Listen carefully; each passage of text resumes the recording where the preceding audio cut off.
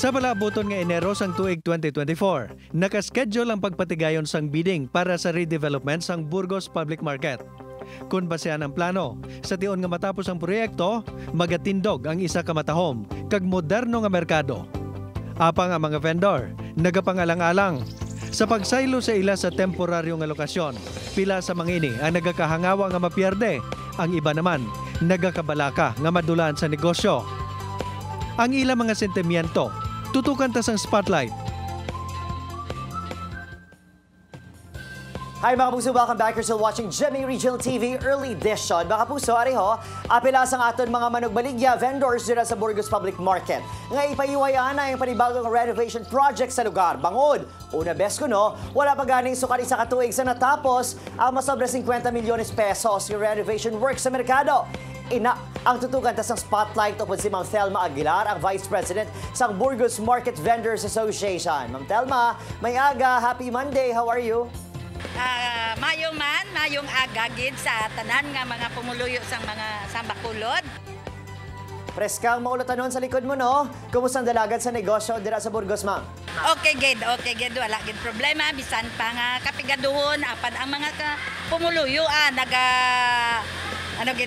nagapaninguha gid nga makakaon sila sa 3 ka bisi sa isa ka adlaw.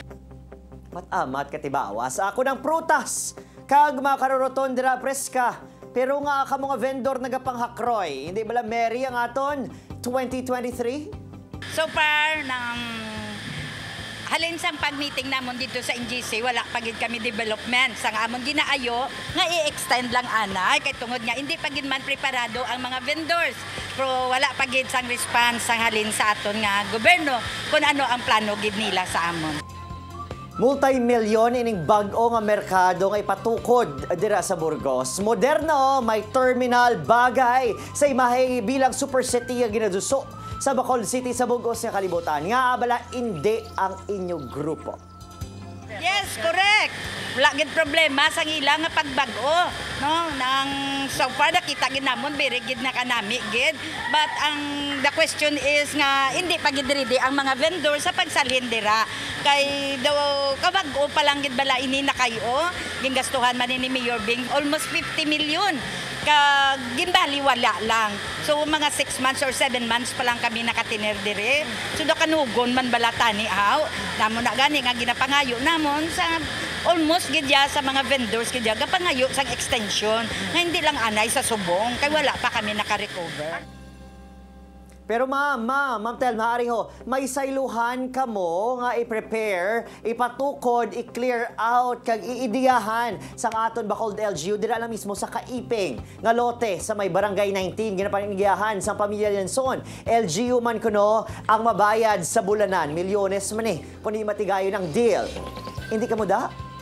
Hindi gid kami kauyo dito. Ti wala man ta may mahimo kay amo na ang gusto sang gobyerno ti maupod na lang kami. Pero gapangayo lang kami anay extension.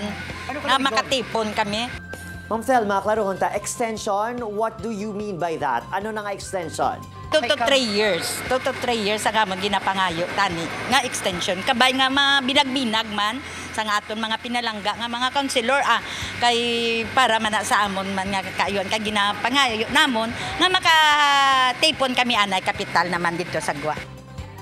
Ari pasalig sa LG, no? Kung matahom ang merkado, damo masulod, matriple ang inyo suki, doble income, hindi bala ini-promisa nga do ka nga ginlista sa tubig, ano man? No, I don't believe. Why? Mataas lang amon renta. Wala ta kabalo sa aton mga pumuluyo kung masulod sila mabakal sang kamalahalon kay may ara barato. So wala kami hindi ko magpati nga kami ang amon pamaligya diri sa Burgos.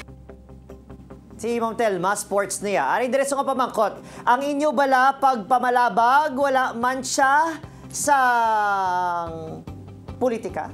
Yes, supporter man ko ni Mayor Bing, supporter man ko kay Mayor Albi. Wala gid ako sang kwan.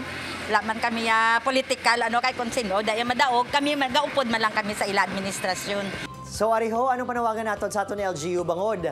Nag-arangkada na ang preparasyon sa temporary site, pati man ganing sa iban pagiging dokumento nga inyo saylohan, kag syempre na present naman amat-amat ang bag-o nga Burgos Public Market. Go ahead.